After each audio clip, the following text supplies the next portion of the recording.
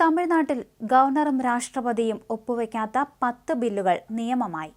Indian നിയമസഭകളുടെ ചരിത്രത്തിൽ തന്നെ അസാധാരണ നടപടിയാണ് ഉണ്ടായിരിക്കുന്നത്.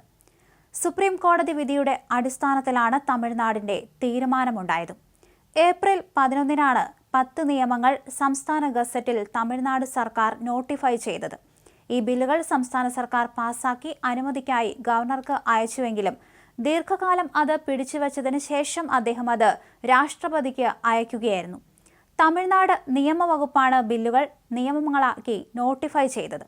ഗവർണറുടെയും രാഷ്ട്രപതിയുടെയും അനുമതി ലഭിക്കാതെ ഒടുവിൽ സുപ്രീം കോടതി ഇടപെടലിലാണ് ബില്ലുകൾ നിയമങ്ങളാവുന്നത്. സർവകലാശാല ഭേദഗതി ബിൽ ഉൾപ്പെടെ പുതിയ നിയമത്തിലുണ്ട്. ഇതോടെ തമിഴ്നാട്ടിലെ സർവകലാശാലകളുടെ ചാൻസലർ സ്ഥാനം ഇനി മുഖ്യമന്ത്രിയായിരിക്കും വഹിക്കുക. ഇതുവരെ ഗവർണർക്കായിരുന്നു ചാൻസലർ സ്ഥാനം. ഇനി തമിഴ്നാട്ടിലെ സർവകലാശാലകളുടെ വൈസ് ചാൻസലർമാരെ നിയമിക്കുന്ന നടപടികളിലേക്ക് അധികാരം ഉപയോഗിച്ച് മുഖ്യമന്ത്രിയുടെ ഓഫീസ് കടക്കുമെന്നാണ് വിവരം. ഇതിനായി രജിസ്ട്രാർമാരുടെയും ബന്ധപ്പെട്ടവരുടെയും യോഗം വിളിക്കുമെന്നും മുഖ്യമന്ത്രിയുടെ ഓഫീസ് അറിയിക്കുകയും ചെയ്തു. ബില്ലുകൾ ഒപ്പിടാതെ പിടിച്ചുവച്ചതിനെതിരെ തമിഴ്നാട് സർക്കാർ സുപ്രീം കോടതിയെ സമീപിച്ചിരുന്നു. തുടർന്ന് സർക്കാരിന് അനുകൂലമായി സുപ്രീം കോടതി വിധി പുറപ്പെടുവിക്കുകയായിരുന്നു. ബില്ലുകൾ പിടിച്ചുവച്ച് തമിഴ്നാട് ഗവർണറുടെ നടപടി നിയമവിരുദ്ധമാണെന്നും 10 ബില്ലുകൾ രാഷ്ട്രപതിക്ക് വിട്ട നടപടി റദ്ദാക്കണമെന്നും കോടതി ചൂണ്ടിക്കാണിച്ചു.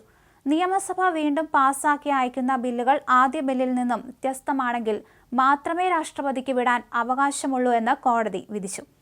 സംസ്ഥാന സർക്കാരിന്റെ ഉപദേശത്തിനനുസരിച്ചാകണം ഗവർണർ പ്രവർത്തിക്കേണ്ടത്. അനുച്ഛേദം 200 പ്രകാരം നടപടികളിൽ നിന്ന് സ്വീകരിച്ചേ മതിയാകൂ. സുപ്രീം കോടതി വ്യക്തമാക്കിയിരുന്നു. ബില്ലുകൾ വീണ്ടും സമർപ്പിച്ച തീയതിയായ 2023 നവംബർ 18-ന് അംഗീകാരം ലഭിച്ചതായി കണക്കാക്കണമെന്ന് കോടതി പ്രസ്താവിച്ചിരുന്നു.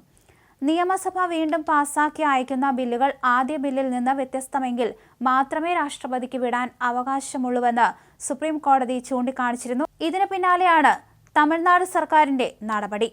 അതേസമയം തമിഴ്നാട് ഗവർണർ RN രവിക്ക് തിരിച്ചടിയായത് സംസ്ഥാന ഭരണത്തിന്മേലുള്ള അതിർവിട്ട കടന്നുകയറ്റവും അധികാരപ്രയോഗവുമാണെന്ന് ആരോപണമുണ്ടായിരുന്നു. ഗവർണർ പാസാക്കാത്ത ബില്ലുകൾക്ക് സുപ്രീം കോടതി അനുമതി നൽകിയത് കേന്ദ്രം ഭരിക്കുന്ന BJP സർക്കാരിന് പ്രഹരമായി മാറിയെന്നൊക്കെ വലിയ രീതിയിൽ വാദങ്ങൾ ഉയർന്നു. സുപ്രധാനമായ ഒട്ടേറെ ബില്ലുകൾ അംഗീകാരം നൽകാതെ ഒഴിവാക്കിയതിലൂടെ DMK സർക്കാരും ഗവർണറും തമ്മിൽ നിയമപരവും രാഷ്ട്രീയപരവുമായ തർക്കം നിലനിൽക്കുകയായിരുന്നു.